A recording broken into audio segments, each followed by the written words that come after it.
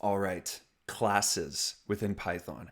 Now, Python is an object-oriented programming, or OOP, language. And the cornerstone of object-oriented programming is classes, because you can create objects with classes.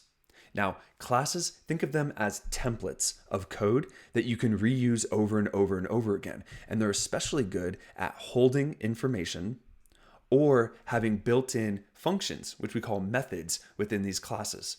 And it's an easy way to make your code more efficient and a bit more scalable. So let's look at the same task before and after with classes. So what I'm going to do here is I have 3 students, and each of my 3 students have 3 properties. They have name, grade, and hometown. And what I want to do is I want to hold this information somewhere. So if I were to do this without classes, I would actually need to create 9 different variables. Student 1 name, student 1 grade, student 1 hometown, same thing for student 2 and 3. Now, this is 9 variables, and that's a lot to keep track of. And I don't really want to keep track of that because I'm kind of lazy. And so yes, I have all this information, but what would be easier is if I created a student object that could hold these 3 variables for me. And in order to create that student object, I need to create a student class. So the way that I'm going to do that is I'm going to say class and then student. And you'll notice that I capitalize student here because usually classes are capitalized. I'm going to do an open close parentheses and then a colon, which is going to start the rest of my class here. Now, an important method within a class is this def init. And this means like initialize, when you initialize, do this.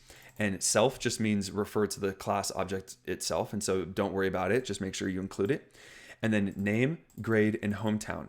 These are going to be the required object or required parameters when I specify this class. And then here, what I'm going to do is I'm going to say, hey, student, your name is whatever I put in name right here. Your grade is whatever I put right here. And your hometown is whatever I put right here. So I'll go ahead and I'll create this student class. And now I have my template ready.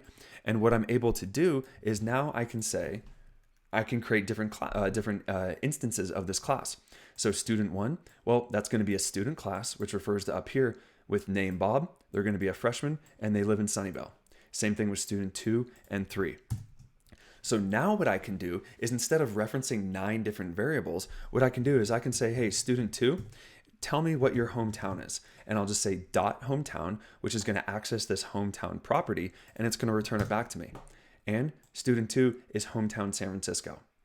So this is a very simple instance of how a class works within Python, but it's extremely important to get it down and to feel very comfortable with it, because if not, your code's going to be long, sloppy, and hard to read from others. So object-oriented programming, classes within Python, super important.